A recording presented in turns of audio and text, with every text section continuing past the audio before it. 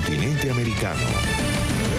Cuando atardece en Europa y cae la noche en Asia, así despierta el continente americano y transcurre el día y la noche en el resto del mundo. La mañana.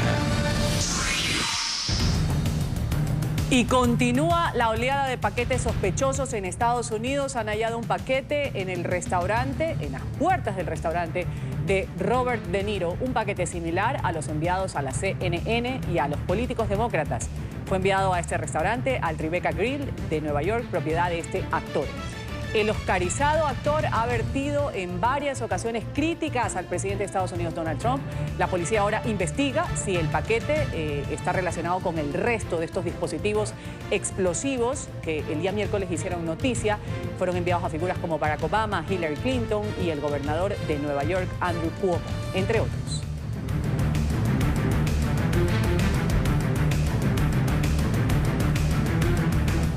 Un buen día, tengan todos en este 25 de octubre del 2018, Ruth del Salto los saluda y voy a estar junto a ustedes con este repaso de las noticias internacionales. Vamos a comenzar con lo que ha dicho el presidente Donald Trump y con la alarma que continúa en Estados Unidos por el envío de estos dispositivos explosivos a varias figuras de la política y a los críticos también. El FBI está tratando de rastrear otro paquete sospechoso enviado al expresidente, a Joe Biden.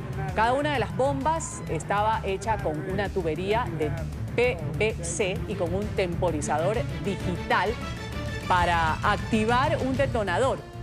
Hasta el momento, 9 artefactos han sido interceptados tras hallarse un paquete sospechoso en una oficina postal de Delaware.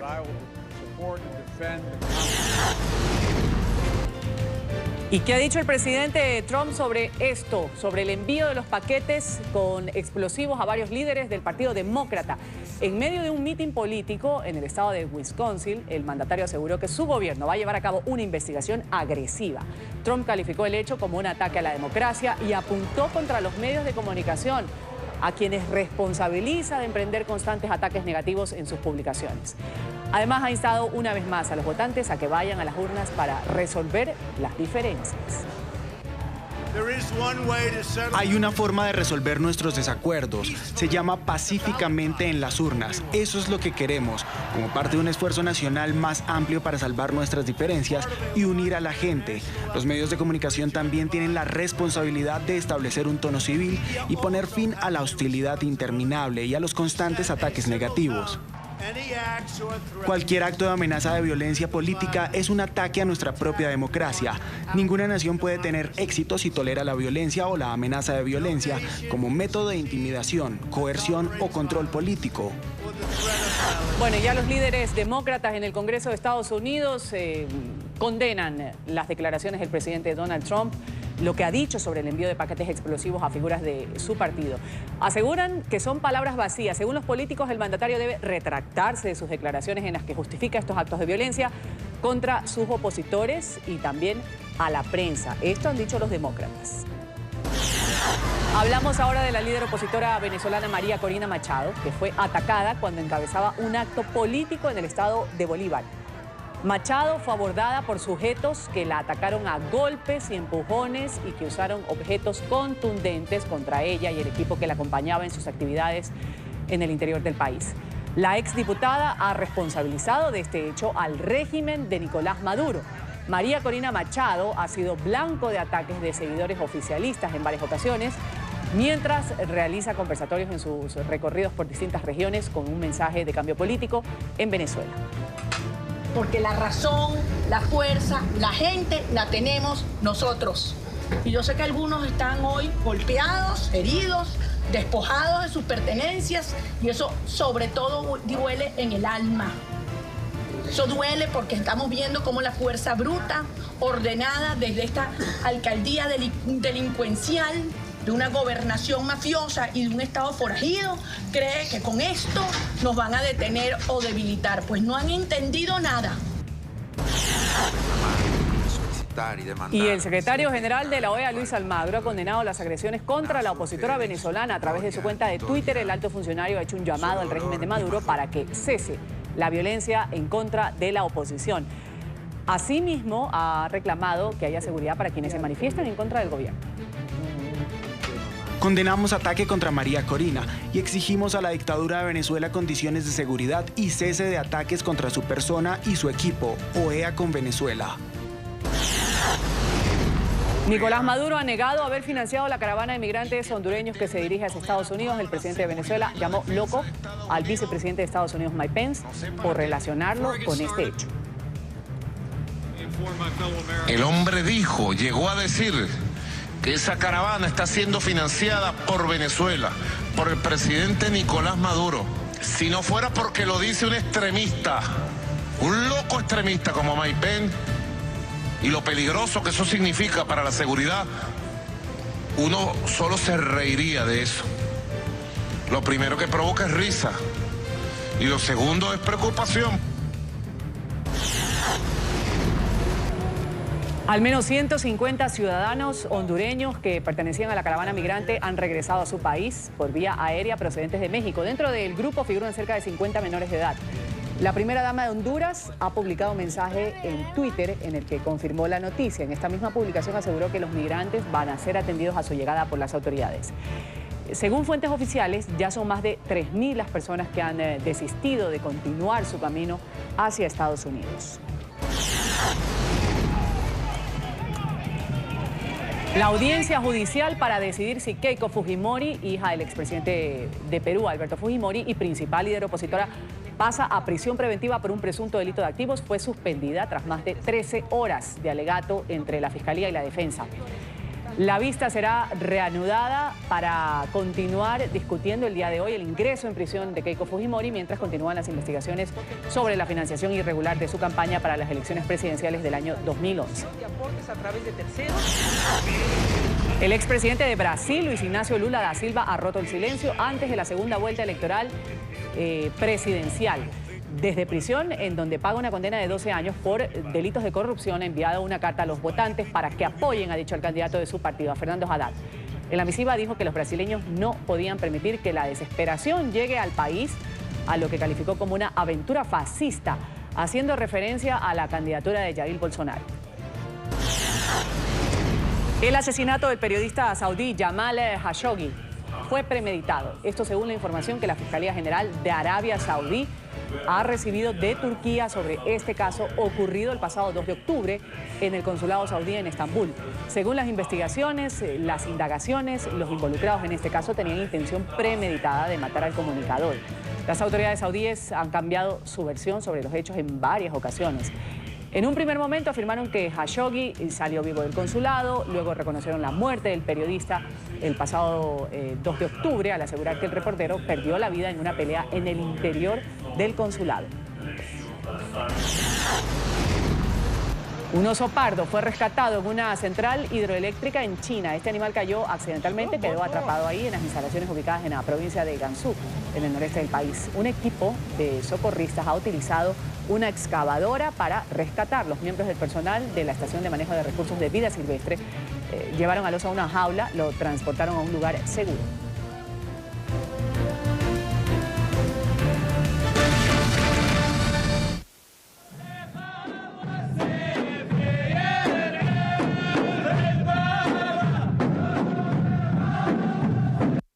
Vamos a hablar ahora de un matrimonio indisoluble. A pesar de los problemas, ellos siguen juntos. Hablamos de Arabia Saudita y Estados Unidos. Gran parte de la comunidad internacional esperaba una fuerte reacción por parte de Estados Unidos al asesinato del periodista saudí Jamal Khashoggi en la Embajada de Arabia Saudita en Estambul. El presidente Donald Trump dijo estar enojado, eso sí lo ha dicho, por lo que ha denominado el peor encubrimiento de la historia.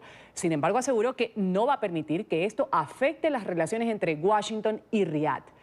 Petróleo y seguridad son las claves de una vieja alianza de más de 60 años.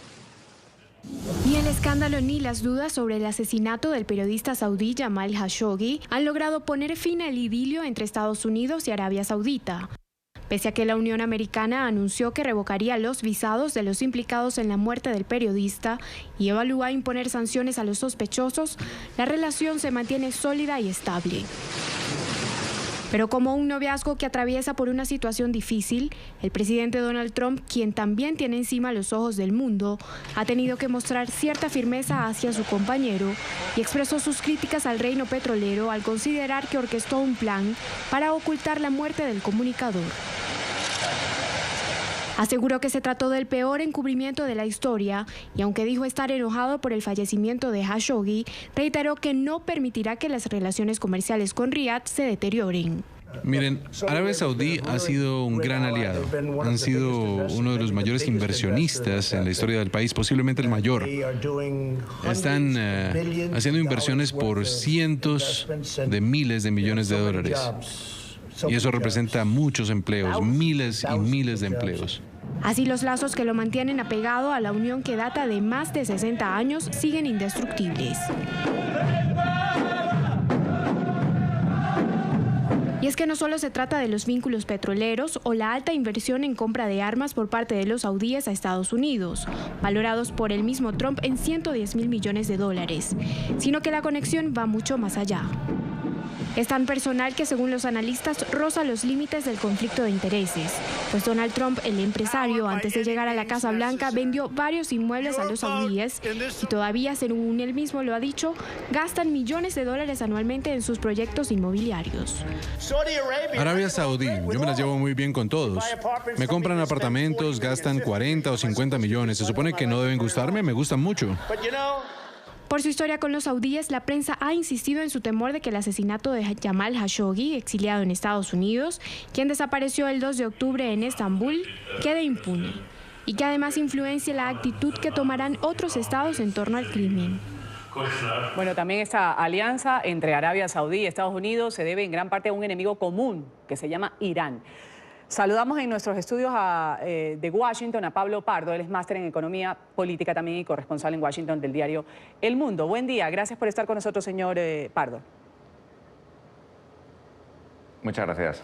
Pablo, para muchos es inexplicable cómo un hombre que solo iba por unos documentos para poder casarse con su novia termina muerto dentro del consulado de su propio país en Turquía. El rechazo internacional fue unánime, excepto por un gran amigo de los árabes, que aunque se mostró inquieto por estos hechos, quiso esperar quizás hasta último momento para aclarar la situación. A criterio suyo, ¿Trump sabe o no cómo evitar enfrentar, porque este es el término, a su enemigo, a su aliado? Bueno, la política de Estados Unidos hacia Oriente Medio ahora mismo viene determinada por dos países, que son a los dos únicos a los que Estados Unidos hace caso. Uno es Israel y el otro es Arabia Saudí. Donald Trump va a hacer todo lo posible para no molestar a ninguno de los dos. El traslado, por ejemplo, de la embajada de Tel Aviv a Jerusalén ha sido un ejemplo de ello, y en el caso del Reino de Arabia Saudí, pues Trump va a hacer exactamente lo mismo, lo que haga falta. Por ejemplo, en las declaraciones que hace un momento se ponían en antena. Es decir, es mentira que Arabia Saudí sea el mayor inversor en Estados Unidos, es mentira que Arabia Saudí tenga millones de empleos en Estados Unidos. Hay países que son mucho más importantes, Alemania, China, Japón, por ejemplo. Sí es cierto, sin embargo, que Arabia Saudí le compró 2 yates a Donald Trump, uno de ellos cuando Donald Trump estaba quebrado en el año 1991, que le ha comprado una planta entera en uno de sus edificios, en una de sus torres, y todos los apartamentos que le compra. Es decir, hay una unión muy grande, siempre la ha habido, entre Estados Unidos y Arabia Saudí, ahora muchísimo mayor. El caso del periodista pues metió a Trump en este problema bastante gordo. Si su gobierno rompe sus vínculos con Arabia Saudita, el mayor exportador de petróleo del mundo, también una de las razones, dicen muchos medios de comunicación, ambos van a sufrir implicaciones enormes, no solo en lo económico, sino en lo político. Según unos analistas también, aquí hay una relación no solo de país a país, sino de persona, empresario, dígase el presidente Donald Trump, con la monarquía de Arabia Saudí. Sí, efectivamente. Bueno, Estados Unidos no va a romper sus relaciones con Arabia Saudí, bajo ningún concepto.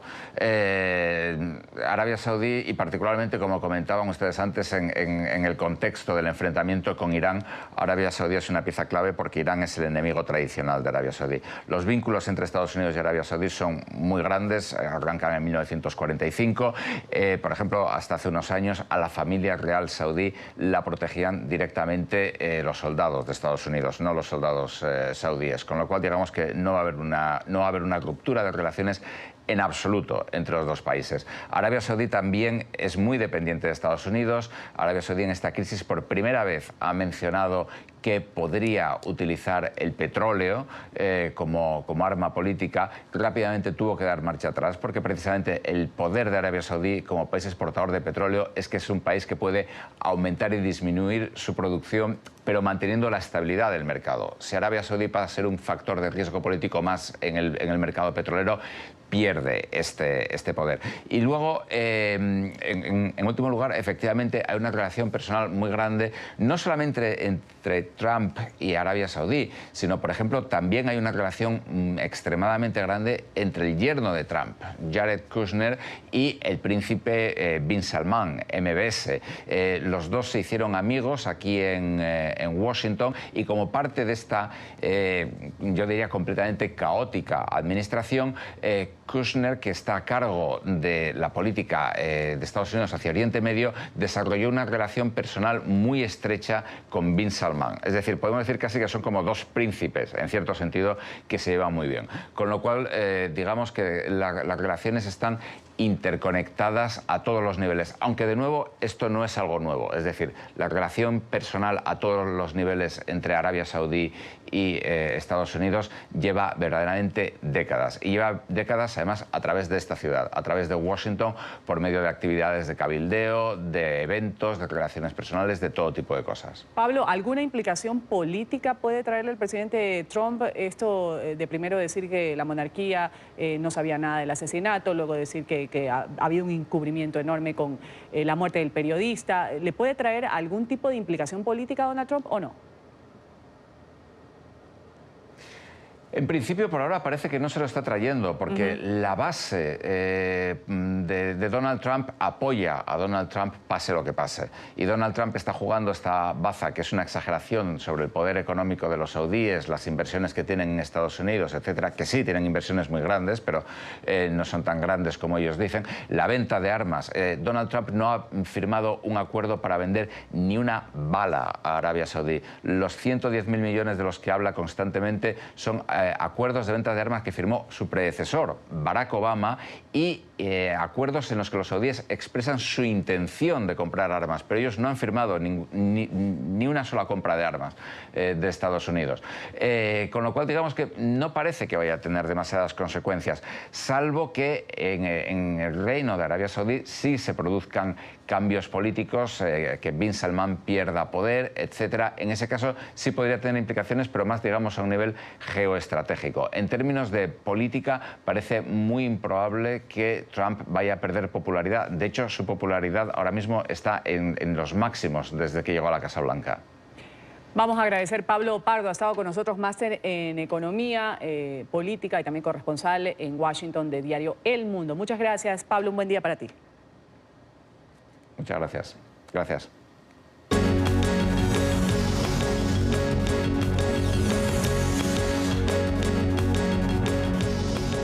La policía de Nueva York investiga a esta hora justamente la aparición de un nuevo paquete sospechoso en la ciudad, concretamente en un edificio no residencial en el vecindario de Tribeca, en el barrio del Bajo Manhattan. Según los primeros reportes, este paquete fue recibido en el restaurante Tribeca Grill, propiedad del actor Robert De Niro, así también como las oficinas de su empresa Tribeca Productions. Alejandro Rincón, desde Nueva York, nos reporta este nuevo incidente que tiene que ver con paquetes sospechosos. Desde ayer, pues hay la alerta encendida en todo Estados Unidos. Adelante, Alejandro, con el reporte.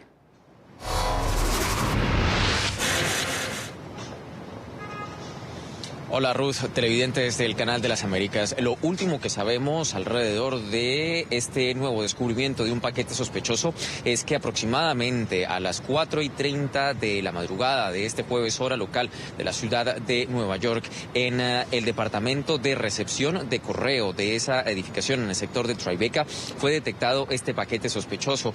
Lo que alertó a las personas que hacían la gestión de este correo eran las características similares que compartese sobre que fue encontrado con los otros 7 hasta ese momento que ya habían sido interceptados en distintos puntos de los Estados Unidos. Allí viene el segundo elemento clave por tener en cuenta sobre lo que son los elementos al menos comunes de esta serie de paquetes sospechosos. Se tratan todos de sobres de color manila. Tienen todos pegados allí 6 estampillas con la bandera de los Estados Unidos y tienen como referencia de la persona que supuestamente envió esos paquetes a Debbie Wasserman Schultz, incluso en unos textos que fueron escritos con errores de ortografía. A pesar de estos elementos en común, las autoridades obviamente serán las que a futuro determinen si en efecto están relacionados estos paquetes sospechosos o no, y sobre todo si esos elementos finalmente van a permitir esclarecer quién está detrás y cuál finalmente es el motivo para haberlos enviado. Por el momento, ese paquete que fue detectado en la madrugada en el sector de Tribeca ya fue removido con seguridad por parte de la policía de la ciudad de Nueva York y transportado al condado de El Bronx, donde se encuentra el principal laboratorio de análisis de explosivos de la policía de la ciudad de Nueva York. Y justo cuando estaba trascendiendo la noticia a propósito de lo que sucedía en Tribeca, también se confirmaba el hallazgo de otro paquete en Delaware. Este fue enviado al ex vicepresidente de los Estados Unidos, Joe Biden. A propósito de esta última saga, de lo que ha sucedido en las últimas horas, hizo el siguiente comentario el presidente Donald Trump. Una gran parte de la ira que vemos hoy en día en nuestra sociedad es causada por la información deliberadamente falsa e inexacta de gran parte de medios de comunicación, a los que me refiero como noticias falsas. Se ha vuelto tan malos y odiosos que están más allá de toda descripción. Los medios de comunicación deben limpiar sus actos rápido. Bueno, interesante, Alejandro, lo que tú decías hace un momento, esto del aspecto y contenido de estos sobres manila con estas estampillas casi atropelladas ahí, que eran similares a los otros enviados a los expresidentes. Barack Obama, también estaba pues Bill Clinton y la exsecretaria de Estado, su esposa Hillary Clinton. ¿Cómo se sabe que van dirigidos? ¿Van con nombre o simplemente porque llegan al territorio donde estaba? Porque, por ejemplo, en este paquete dicen envían paquete sospechoso a la propiedad. Ese es el término real de la noticia. En la puerta del restaurante de Robert De Niro, quien es un abierto crítico al presidente Donald Trump, le dejan este paquete sospechoso. Qué coincidencia ayer a los demócratas también. ¿Pero va con nombre o no va con nombre?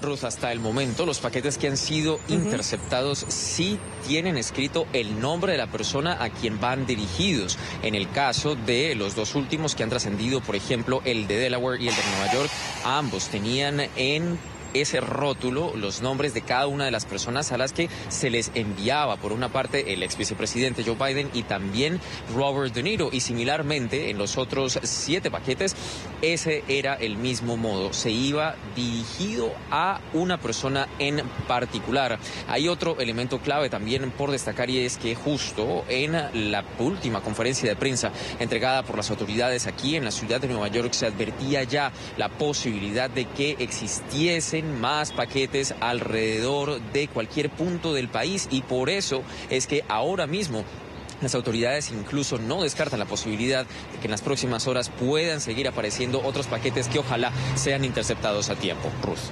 Alejandro, vamos a volver más adelante contigo, nuestro enlace con nuestro periodista en Nueva York, al pie de la noticia, Alejandro Rincón, comentándonos sobre lo que dice la policía con respecto a estos paquetes sospechosos que mantienen, como decimos, en alerta a Estados Unidos desde el día de ayer, tomando en cuenta que el 6 de noviembre son elecciones legislativas en Estados Unidos, entre otros cargos también que se eligen. Gracias, Alejandro, volvemos contigo más adelante. Vamos a analizar un poco el contexto, qué puede estar sucediendo detrás de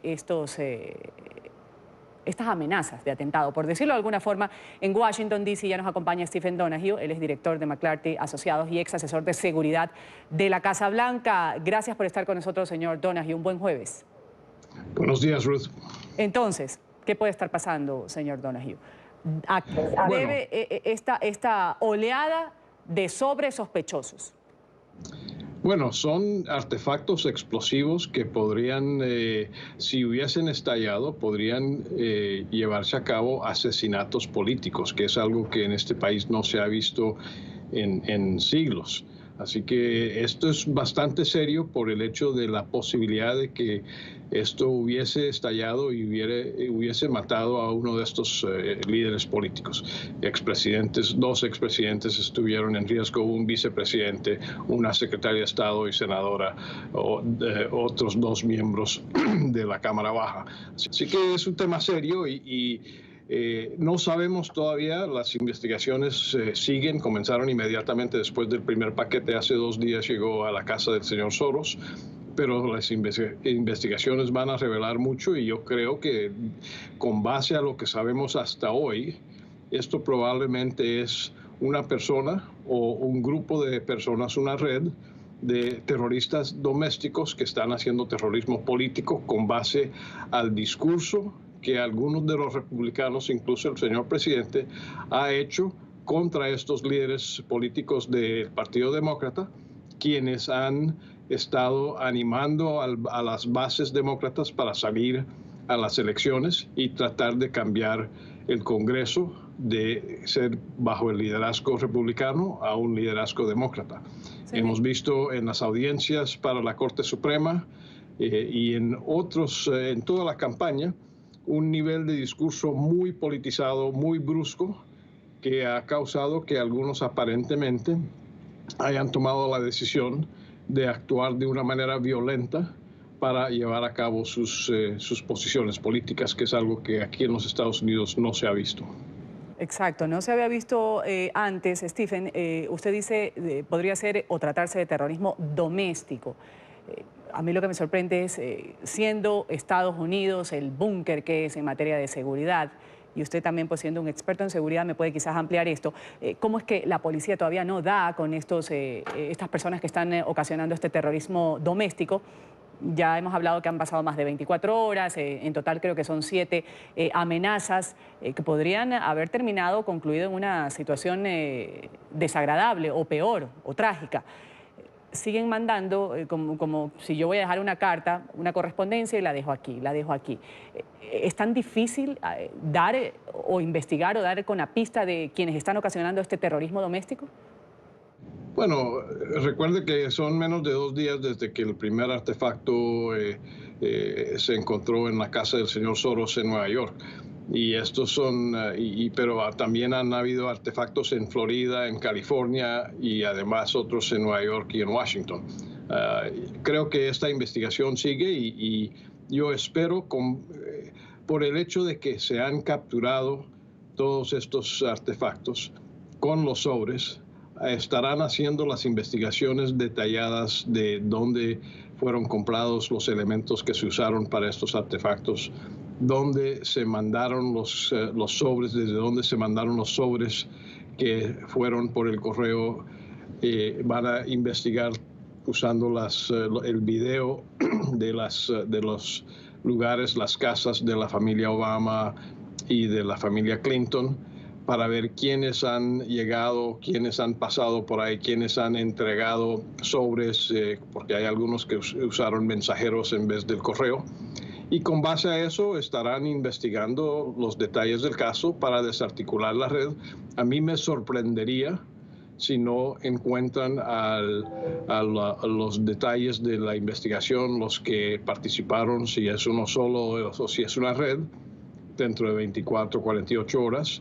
Pero recordemos que solo hace como 20, 25 años tuvimos un señor que estaba mandando paquetes bombas en el país, no por razones políticas, pero terrorismo nacional, donde fueron años antes de que encontraron a este señor que se llamaba, él tenía el apodo de Unabomber, estuvo escondido en las montañas de Tennessee por años. Entonces, no es claro quién está llevando a cabo estos bombardeos, pero sí creo que los medios de inteligencia, judiciales y policiales, van a poder encontrar y desarticular en los Estados Unidos, y yo creo que mientras tanto bien pueden haber más bombas y más paquetes con estos explosivos adentro.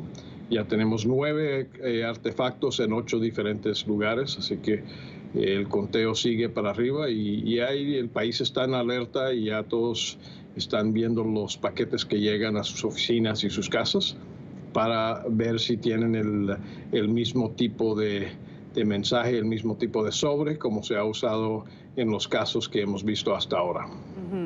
Esta situación que no se ha visto antes, como bien lo señalaba señor Donoghue, y el presidente Donald Trump pues, ha puesto en un último Twitter, dice una gran parte de la ira que vemos hoy en día en nuestra sociedad, si podemos poner el Twitter del presidente Trump, es causada por la información deliberadamente falsa, dice el presidente estadounidense, e inexacta de gran parte de los medios de comunicación, a los que me refiero como noticias falsas.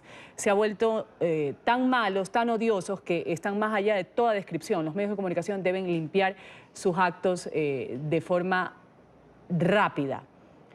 El presidente Donald Trump sigue atacando también a sus rivales políticos, a los demócratas. Los demócratas han dicho que debería ya él hablar o tener otro lenguaje que sea menos violento contra los medios de comunicación, menos violento en una contienda política.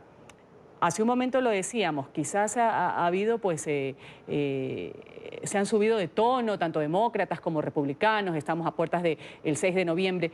Todo esto tiene que ver por un ambiente electoral también, por un mal manejo en cuanto al lenguaje, a la utilización de la violencia, de las agresiones. Bueno, Ruth, lo que el señor no dijo en su tweet es que en muchos de los casos del cual él habla, la prensa estaba reportando lo que él había dicho en su campaña, en sus reuniones de campaña que ha hecho por todo el país en los últimos meses. Él mismo ha señalado a casi todos los que están en la lista que han sido blancos de estos sobres con explosivos esta semana, han sido gente que él ha señalado en su discurso como malvados, como perversos, como gente que no deben tener una actuación política. Así que, de alguna manera, él es el culpable del señalamiento, por lo menos, de estas personas. Y por eso creo que anoche él, en su discurso electoral, cuando estuvo en una reunión de campaña, bajó el tono significativamente. Él llegó al discurso, no tuvo la retórica de siempre, solo leyó el discurso que se le había escrito en el teleprompter y eso fue todo. Y él mismo dijo: ven que me estoy portando bien, porque él sabe que él puede ser acusado de haber incitado a estos actos, porque todos los que han sido blancos de estos sobres con explosivos han sido personas que él ha señalado durante los últimos meses.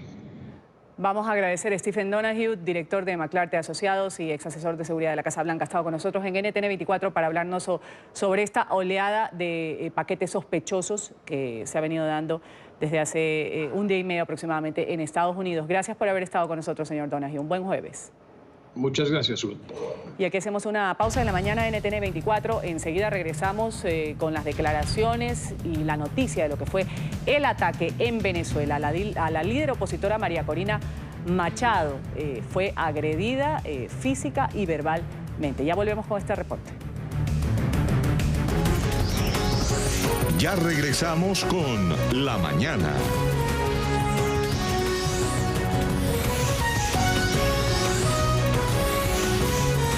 Continuamos con La Mañana. Bueno, vamos a continuar. Un grupo no identificado ha atacado a la exdiputada opositora María Corina Machado cuando encabezaba un acto político en el estado venezolano de Bolívar. La exdiputada ha responsabilizado de este hecho al régimen de Nicolás Maduro. Machado ha sido blanco ya de ataques de seguidores oficialistas en varias ocasiones mientras realiza conversatorios en su recorrido por distintas regiones del país. Precisamente va con un mensaje de cambio político en Venezuela. Vamos a saludar con el tema, las reacciones a esta nueva agresión a María Corina Machado desde Caracas a Oliver Fernández. Oliver, un buen día. Un buen jueves para ti, Ruth, un placer saludarte desde Caracas. Para entrar un poco en contexto, Ruth, vale destacar que la exdiputada María Corina Machado lleva aproximadamente unos 3 años sin poder salir de Venezuela. Recordemos que el gobierno de Nicolás Maduro le tiene prohibido salir del país y entonces se ha dedicado a recorrer Venezuela. En esta oportunidad se encontraba en Upata, una localidad del estado Bolívar, al sur de Venezuela, para realizar una caminata con algunos ciudadanos de la zona y también con los dirigentes de ese partido en esa localidad. Fue recibida por algunos simpatizantes, presuntamente del gobierno de Nicolás Maduro, con palos y piedra. Los diputados Juan Pablo García y también Omar González se encontraban con la dirigente María Corina Machado y también su equipo de prensa. Todos fueron golpeados y sus teléfonos celulares fueron robados. También el equipo de prensa, todos estos aparatos que se usan para darle cobertura a esta gira de la dirigente María Corina Machado, lamentablemente fueron robados en esta localidad. Minutos más tarde fueron de alguna manera auxiliados por algunos habitantes de la zona. Esta es una zona bastante trincada y de allí fue trasladada entonces a Ciudad Bolívar, donde allí ya se pronunció y de alguna manera le habló a los venezolanos. Pero vamos a ver el siguiente informe. La líder opositora fue atacada cuando dirigía un acto político en la localidad de Upata, estado Bolívar. En medio de la actividad fue alcanzada por desconocidos que lanzaron objetos contundentes y empujaron a su equipo de trabajo. Machado denunció el hecho violento en sus redes sociales y responsabilizó al régimen de Nicolás Maduro y a sus simpatizantes. Hace pocos minutos ocurrió un atentado por parte del régimen de Nicolás Maduro y sus mafias en el estado Bolívar contra los ciudadanos y el equipo que caminábamos recorriendo hoy las calles de Upata. Acabamos de ser agredidos, golpeados, robados en un atentado planificado y ejecutado por la alcaldesa del municipio Piar. María Corina envió un mensaje a sus detractores y manifestó que a pesar de las amenazas, seguirá trabajando por un cambio en Venezuela. Sépanlo bien, nos podrán perseguir, atacar, golpear, robar. Aquí nadie va a detenerse. No vamos a retroceder. El país y el mundo saben que es un régimen criminal. Señaló además que grupos criminales controlan la región y tienen atemorizado vastas zonas de territorio en el sur del país, donde hay explotación de minas de oro. Este estado Bolívar ha estado permeado, controlado por las mafias del oro, del narcotráfico, del coltán, que están asesinando ciudadanos en las minas, porque la guerrilla ha ido invadiendo territorio venezolano aquí en todo el estado Bolívar. Tras la denuncia pública, el número 2 del régimen, Diosdado Cabello, desestimó que el chavismo quiera agredir a la dirigente y culpabilizó a miembros de Acción Democrática. A nosotros no nos insulta ya casi. Entonces se la cobran y que la culpa se la echan al gobierno. Nosotros no vamos a pasar la entera de otro que se haya comido la guayaba. No, papá. Asuman su barranca. Eso es una pelea de carteles dentro de la oposición venezolana. María Corina, arréglate con los adecos que eso fueron. Hace 3 días, el expresidente de Colombia, Andrés Pastrana, advirtió un presunto plan para atentar contra la vida de la dirigente. Hay un esbirro cubano, apodado Ulises, que en este momento está en la SEBIN, concretamente en La Tumba, que tiene la misión de atentar contra María Corina Machado y simular que fue o que es un accidente. Esta no es la primera vez que María Corina Machado sufre agresiones en medio de su actividad política. En el pasado ha quedado en medio de manifestaciones en la que ha resultado con lesiones. En 2017, durante las protestas antigubernamentales y la jornada de represión en El Paraíso. En 2016, en el Hospital Central de San Cristóbal, donde fue recibida con golpes, bombas molotov y disparos. Y en 2014, en el aeropuerto de Puerto Ordaz, donde fue agredida por grupos oficialistas de la Gobernación de Bolívar, encabezados y promovidos por una diputada del oficialista Partido Socialista Unido de Venezuela.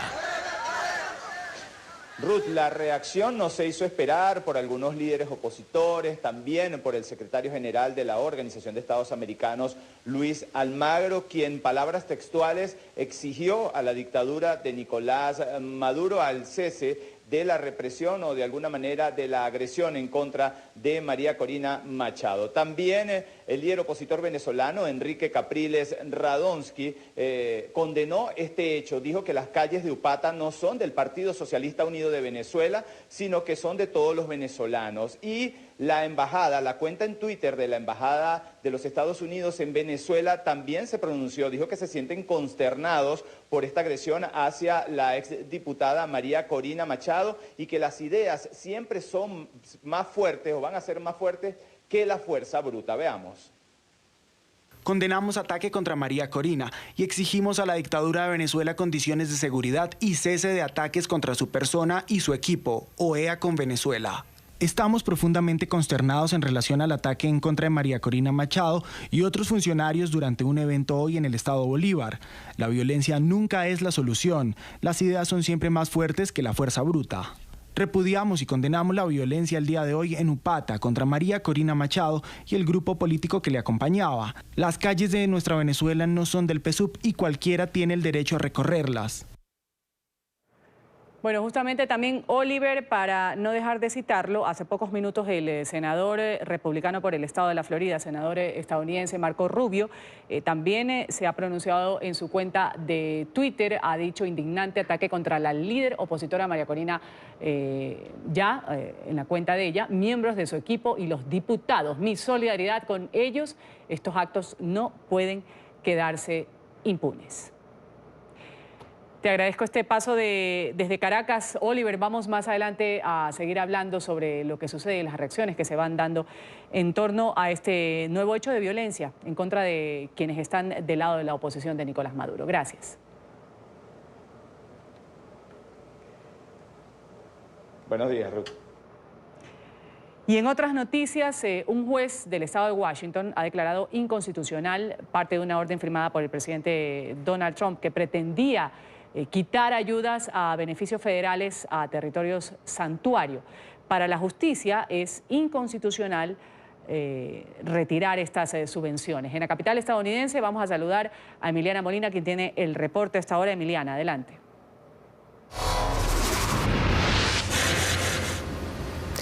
Buenos días. Alrededor de 200 ciudades y condados de Estados Unidos se consideran territorios santuario. Esto significa que no destinan fondos o recursos a perseguir a inmigrantes indocumentados y se niegan a informar a las autoridades federales del estatus migratorio de las personas detenidas.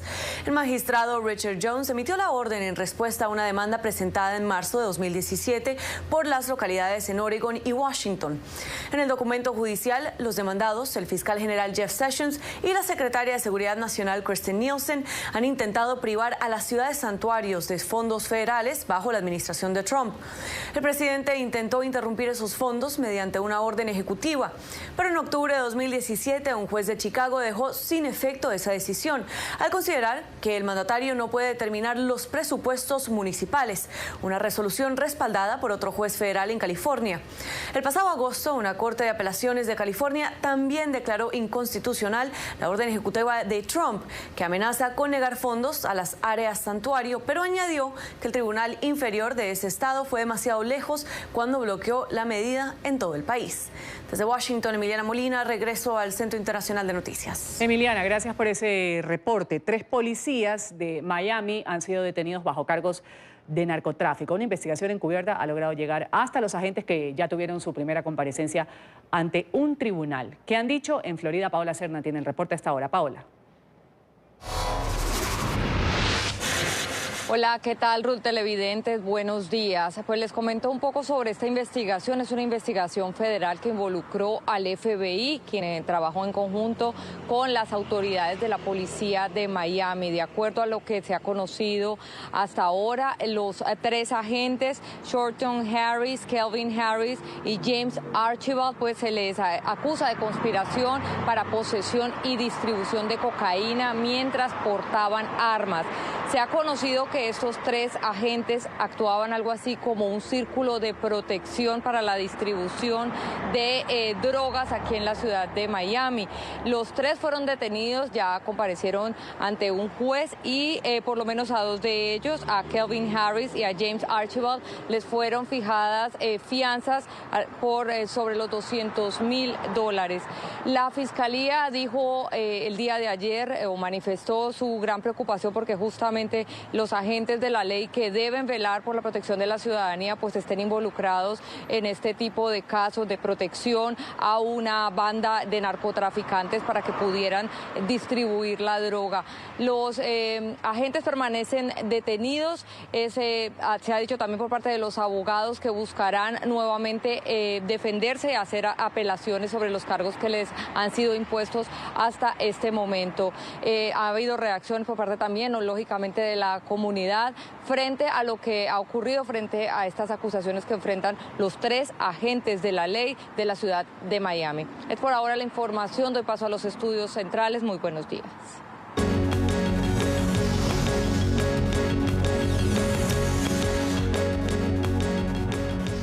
Y continúa la alarma en Estados Unidos por el envío de dispositivos explosivos a varias figuras políticas. En la última hora se ha reportado el hallazgo de un paquete sospechoso en el restaurante del actor Robert De Niro, quien ha sido muy crítico con el gobierno del presidente Donald Trump. También se informó sobre un segundo paquete sospechoso en una oficina postal de Delaware. Hasta el momento son 9 ya los artefactos que han sido interceptados por las autoridades de la Unión Americana.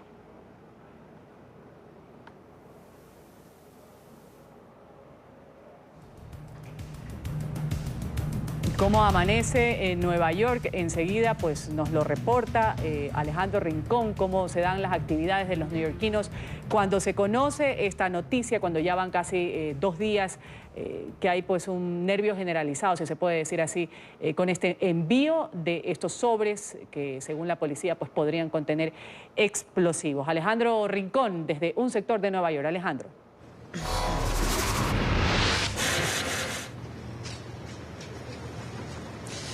El paquete sospechoso detectado en la ciudad de Nueva York en la madrugada de este jueves es el número 8 de los 9 que han sido interceptados ya anticipadamente por las autoridades en distintos puntos de los Estados Unidos.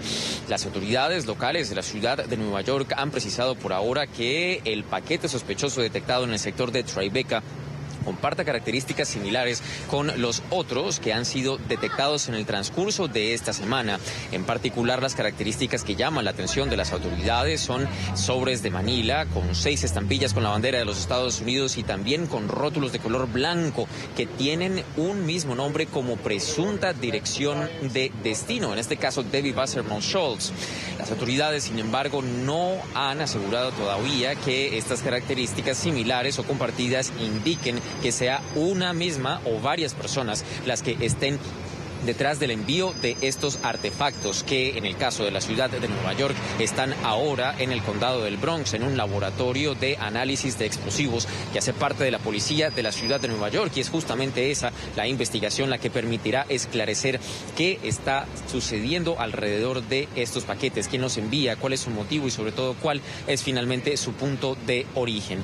Algo que trasciende justo cuando también en Delaware en una oficina de correos fue detectado un paquete de naturaleza similar, pero enviado al ex vicepresidente de los Estados Unidos, Joe Biden. Entre tanto, el mensaje, al menos, que entregan las autoridades ya a primera hora de este jueves es similar al que se narraba el miércoles y es no permitir que estos actos de intimidación que precisamente buscan es generar temor, ansiedad, atemorizar en general, pues sean precisamente los sentimientos que imperen o que dominen el ámbito público a propósito de estos paquetes. De momento continúa la investigación de las autoridades y se espera que próximamente pues entreguen precisiones alrededor de los mismos.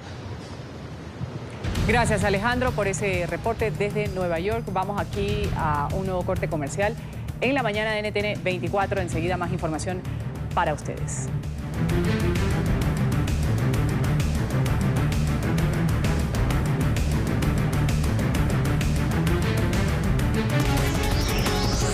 Ya regresamos con La Mañana.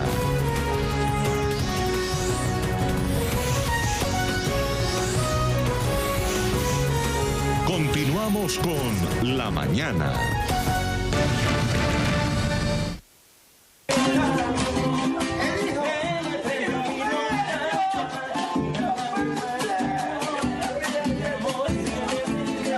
Bueno, el señor de verde, el corazón de un padre ciego que sintió y escuchó a su hijo.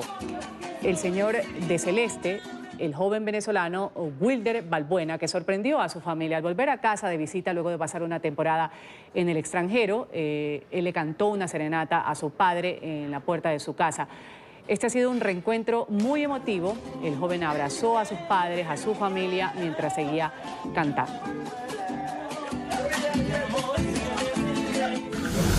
Hijos que se han visto obligados a irse de su tierra, escapan de la crisis, pues sienten que no tienen futuro. Muchos se van con el temor de no regresar. Los venezolanos son ahora ciudadanos del mundo y están esparcidos en diferentes naciones en las que buscan nuevas oportunidades, con la esperanza de ayudar a la familia que dejaron atrás. Este es el caso de Wilder Balbuena, un joven que emigró a Chile. Oriundo de Maracaibo, occidente de Venezuela, se fue con un gran deseo de superación. Trabajó preparando bebidas en un local nocturno para cubrir sus gastos y desde el extranjero apoyar económicamente a sus seres queridos, que no pudieron acompañarlo en su travesía y eran víctimas de la crisis humanitaria. Después de varios meses, Wilder tuvo la oportunidad de volver a su casa y así llenó de alegría a los suyos.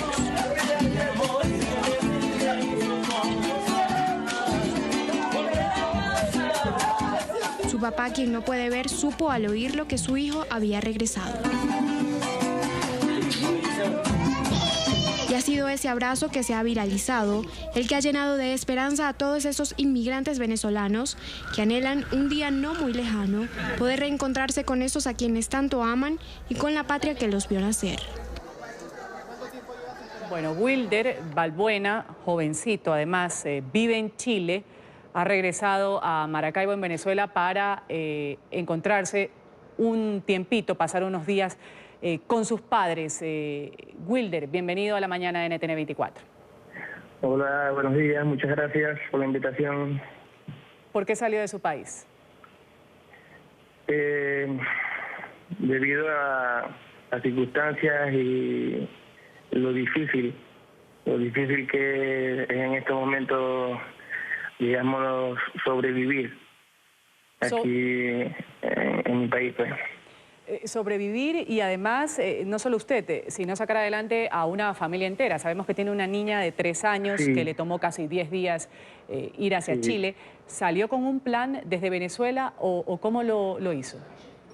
Me fui con solamente las ganas de echar para adelante, de encontrar un mejor futuro, y sin saber dónde iba a parar, sin saber dónde iba a llegar, sin saber absolutamente nada.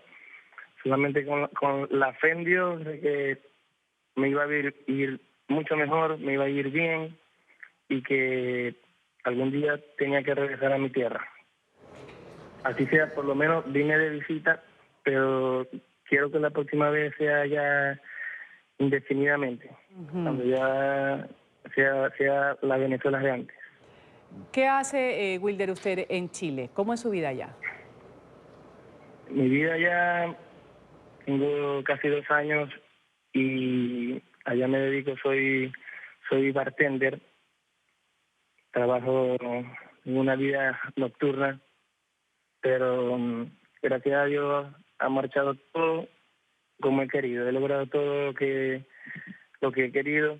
Una de tantas cosas esas que Dios me permitió fue regresar aquí por un par de semanas para darle un abrazo a mis viejos, decirle bendición en persona, que eso es lo que me va a dar fuerza para regresar de nuevo. Claro, justamente fue ese abrazo, esa canción emotiva, esa serenata que usted le dio a su papá, que es no vidente. Lo que nos hizo a nosotros como equipo de NTN 24 contactarlo. Ha tenido muchas reproducciones este video por lo emotivo que es un reencuentro, la situación de una familia más venezolana que está desintegrada, precisamente que salen los jóvenes de su casa para buscar un mejor futuro. Usted ahora, Wilder, que ve esta situación de los migrantes hondureños que salen a pie, los migrantes paisanos suyos, los venezolanos que están transitando por tierra, usted también tuvo una travesía difícil. ¿Qué es lo primero que le viene a la cabeza? Usted que es padre de familia y que seguramente lo que tuvo que hacer es cerrar su casa y salir con lo que tenía, como usted dice, pues a confiar en Dios nomás. Sí, de hecho mi travesía, cosa que creo que nunca lo voy a olvidar, costó 9 días 3 países diferentes, y creo que eso como que me hizo fuerte, y creo que hablo por todos cuando partimos así y dejamos a las personas que queríamos aquí atrás. Creo que nos hacemos muy fuertes, porque no es fácil quedarse, ¿verdad?, acá en Venezuela por la situación, pero tampoco es nada fácil irse, porque si me fui, yo digo que esto fue mi mejor decisión y al mismo tiempo la decisión más difícil y más dura. O sea, es algo irónico, pero es mi mejor decisión y la más triste. Correcto, entiendo su postura. En el periplo que usted tuvo que hacer, háblenos un poquito, nárrenos. ¿Se fue con su familia, con su hija, o esta separación también implica no solo el haber dejado a sus papás, sino a toda su familia para ver cómo se acomoda? ¿Cómo fue este periplo? Yo partí solo, duré 7 meses solo, trabajando, dándolo todo, para luego así llevarme a mi esposa, a mi hija, y lo logré. Trabajando duro lo logré, y ya tengo la familia que yo formé, la tengo conmigo allá en Chile, y sé que esto va para mejor. Voy subiendo escalones poquito a poco, pero siempre aquí en la cabeza con las ganas de estar aquí en mi tierra. Y sé que algún día todos queremos eso y todos queremos estar, pero aquí libres, pues, como lo éramos antes, felices. Wilder, gracias por haber estado con nosotros con su testimonio aquí en la mañana de NTN 24. Disfrute este tiempo en familia en Maracaibo, en su país, en Venezuela. Saludos a su papá, por cierto, a su mamá también, que han salido en este video y que han sido parte de este emotivo reencuentro. Felices han de estar de tener a su hijo. Vamos a agradecerle esta señal desde Venezuela y vamos a continuar en España, donde las autoridades han dado un nuevo golpe a las redes internacionales de narcotráfico. La policía, la Guardia Civil han incautado más de 6 toneladas de cocaína provenientes de Centroamérica. Las investigaciones han logrado determinar que el grupo se encargaba de introducir y distribuir la droga en el país. Marcelo Moncayo tiene el reporte desde la capital española. Marcelo, un buen día. Hola, ¿qué tal? Un saludo para ustedes en la mañana, amigos televidentes. De este día, la Policía Nacional y la Guardia Civil informaron sobre uno de los operativos más importantes realizados en este año en contra de las redes internacionales de narcotráfico. Gracias a las acciones conjuntas de estas dos instituciones, se logró intervenir más de 6 toneladas de cocaína en la ciudad de Málaga y se detuvo a 16 personas de nacionalidad holandesa. La droga venía de Costa Rica, oculta en cajas que contenían frutas, varias de ellas introducidas en su interior. Ya desde el inicio de las indagaciones, las conductas observadas entre los miembros de la organización revelaron actividades exclusivamente compatibles con las de un narcotraficante. Amigos televidentes, así fue posible verificar la ausencia de actividad laboral y el alto nivel de vida que tenían todos ellos, incluyendo la disponibilidad de bienes inmuebles de elevado valor. Ahora las investigaciones intentan determinar quiénes son los enlaces de estos narcotraficantes en América Latina y aquí en Europa. Este es el informe para la mañana. Sigan ustedes con más desde nuestro Centro Internacional de Noticias. Hasta pronto. Hasta pronto, Marcelo. Gracias por ese reporte desde España. El asesinato del periodista saudí Jamal Khashoggi fue premeditado. Esto según información que la Fiscalía General de Arabia Saudí ha recibido de Turquía sobre este caso que ocurrió el pasado 2 de octubre en el consulado saudí en Estambul. Para hablar de esto y también del papel de Europa en esta trama que se ha convertido en un escándalo internacional, hay pedidos de repudio generalizado. Vamos a saludar a Juliana González, analista política de nuestra cadena aliada Deutsche Welle. Juliana. Hola Ruth, muchos saludos para ti y para todos los televidentes de la mañana. En efecto, el caso Khashoggi se ha convertido en una novela policíaca internacional de alto calibre, donde está por verse aún si va a ser imputado el príncipe heredero. Pero esta tragedia tiene además unas repercusiones geopolíticas importantes. Por un lado, tenemos una tensión permanente en la zona de Oriente Medio que se ha visto agudizada en los últimos 7 años desde el inicio medio del conflicto de Siria, donde por un lado Arabia Saudita y por el otro lado Turquía rivalizan en sus posiciones y en sus apoyos, no solamente en el caso del conflicto sirio, sino también en la guerra de Yemen, en el bloqueo a Qatar. Por otro lado, tenemos un actor como Estados Unidos, donde Arabia Saudita juega un papel importante en su economía, ya que este país árabe es el principal comprador de armas y equipos militares de Estados Unidos, pero por el otro lado es un aliado estratégico en la zona, sobre todo para hacerle frente a Irán. Y recordemos que el presidente Trump ha decidido salirse unilateralmente de ese pacto por Irán, con lo que se convierte a Arabia Saudita en su único proveedor de petróleo. Por el lado de los europeos ocurre una situación similar. Hay países como España, como Francia o como Alemania que encuentran en Arabia Saudita un socio estratégico en términos económicos, tanto en la industria de armamento como en la llamada Visión 2030, el proyecto con el que el príncipe saudita quiere modernizar a Arabia y hacerla un país industrializado e independiente de la extracción petrolera. Es así como, por un lado, el comisario europeo ha llamado a la calma y le ha pedido a los países que no usen la economía como una herramienta política, pero el día de hoy el Parlamento Europeo le ha pedido a los gobiernos de la Unión que declaren de manera conjunta un embargo completo a Arabia Saudita en materia de venta de armas. Así que, Ruth, está por verse si el caso del asesinato del periodista Khashoggi logra lo que la guerra de Yemen no logró en 3 años. Juliana, gracias por ese análisis desde Alemania. Otro corte comercial aquí en la mañana de NTN 24. Cuando regresemos vamos a hablar de deportes, también de ciencia, salud y tecnología. Ya volvemos.